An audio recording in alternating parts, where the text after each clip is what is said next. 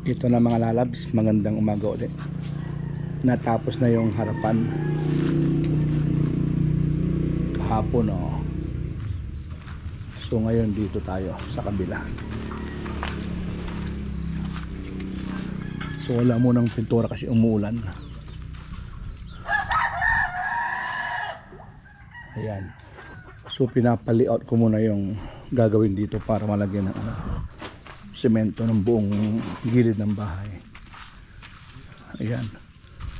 Pantay lahat yung sa harapan hanggang buong gilid. Papantay natin yan.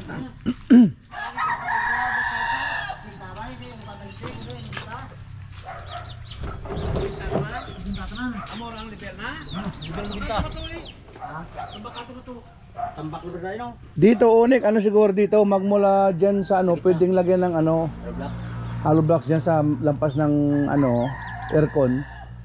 Pwede na mag hollow blocks Pwede, pwede tayo. Oo. Amor ng iulog. Sinta to, sinta, tungkol dito sa tiles. Iulogan mo ba yung amor niya ulog na? Wala naman itong problema kasi pagkatambak, lahat ng lupa ilagay dito eh.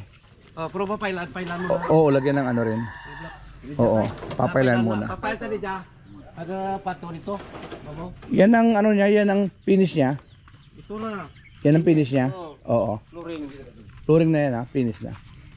Morning. Morning. Oh, sige, tamang-tama yan. Oo. Oh, dito lang pero doon wala nang hollow blocks doon. Oo. Tapos tignan nyo kung yung makina, kung kailangan pa ng gas para makapagbili tayo ng gas para tuloy-tuloy. Mayroon bilhin ba dyan ng gas dito? O doon? Gasolina ko no. Gasolina. Meron dyan? O, pag sakaling magkulang. Oo. Ayan guys, tuloy-tuloy na to. Ganda kasi Monday.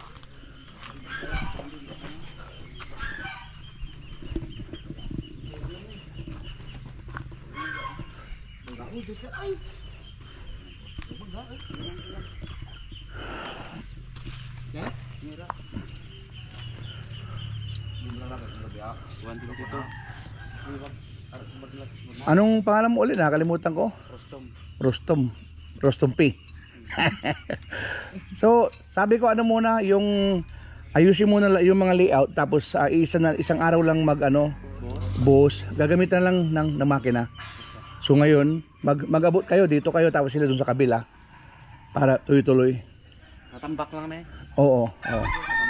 Magtambak tsaka Tanggalan lang dito. Pag masyadong malayo, lagyan mo na ng guhit para Tapit dapat.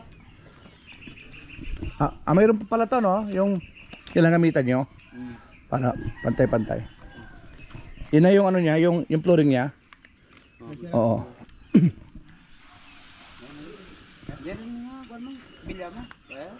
So kayo nga pa yung magkasama Okay. Tama yan. Ikaw ba yung dito? Nung gabi? Ikaw yung dito? Yung kumakanta? Meron yung magkamukha kayo. Akala ko kayo yun.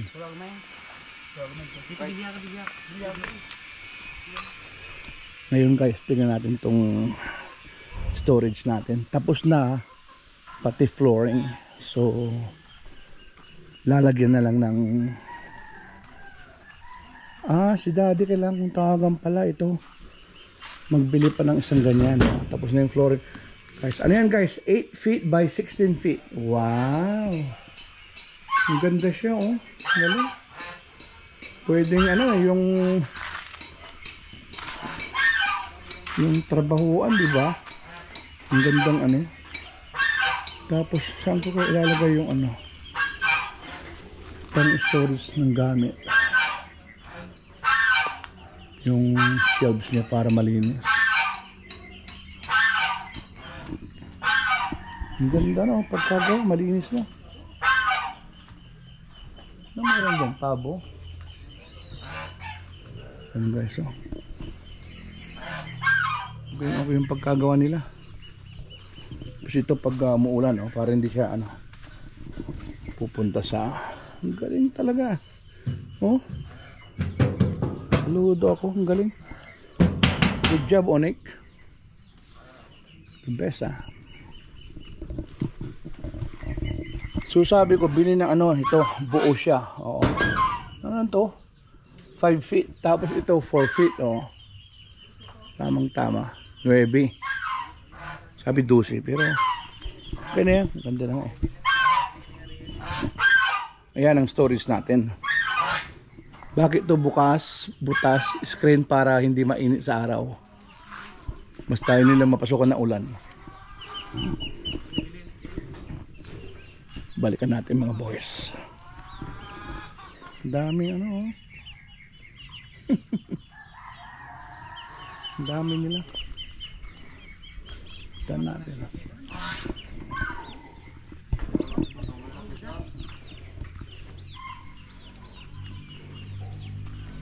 Yan na yung nagawa nila.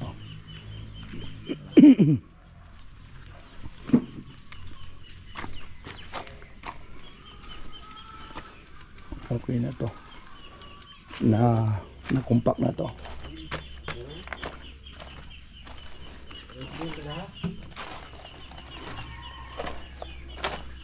Ready na to. Lagyan na lang na ano, molding sa gilid tapos buhusan na. So ang sabi ko, isa na lang yung buhos yung gagamitan ng ano, yung makina para tuloy-tuloy. Yan, ito yung Hiram tayo ng kahapon.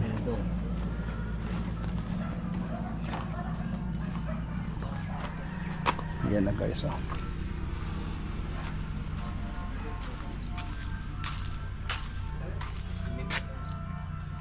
Mahirap tignan pala, blurred. Look at screen. Ang ganda.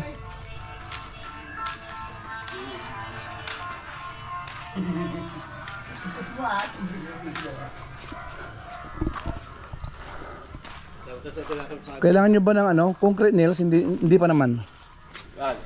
Kasi mayroon pa namang ano, may mahuguhitan na lang ano. Para na gamiton. Dito level ta. Halos flat lang yung kunting-kunti lang. Puti same. Oo. Yeah. Half inch lang para ano, kunting-kunti lang. Half inch o 1 inch ganun. Para hindi masyadong slide. Oo, para 1 inch pwede naman. para flat na flat. Bisan Huwag lang may stuck yung tubig, no? kahit 1 cm lang, okay. Oo, yung Taklipan ng konti. mali lang eh. Total mayroon naman yung mamayang ano pa, yung pang level, no? Oo. Para hindi ano. Ito guys yung unang pinagawa natin na bahay kubo. Hindi natin natulugan yan pero nandiyan sila mano. Tignan ko nga yung tinakbit na wifi dito para mailipat ko na. Kasi walang signal. Saan nakalagay yung wifi? Lilipat ko mamaya. So, ito yung unang bahay kubo natin. Meron bang tulog yan? Ayan, tinutulugan nila yung mga nagtatrabaho dito. Oh. Yung wifi ang hinahanap po eh. Para malipat natin. Ayun yung router. Lipat natin yan. Sige. Ayan guys. Tapos ito, yung bahay niya, inumpisa ng June. 1 taon na. Tapos nung December nag-uwi tayo, ito pinagawa natin to para may pahingaan tambayan sila.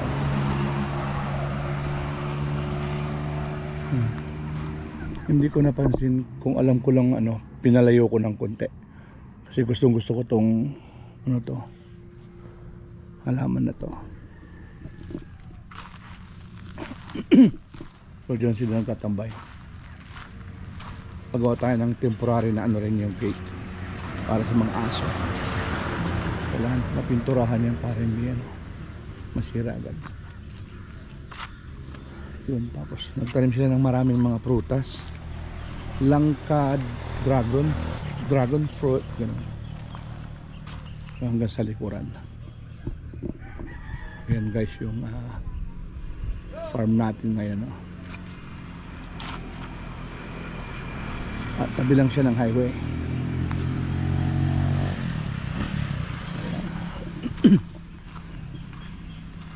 Ano kayang setting ng solar niya? Hindi siya masyadong malakas. Ito. Saan ang setting niya?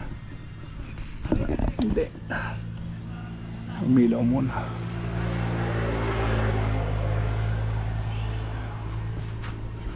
Okay guys, mamaya ulit.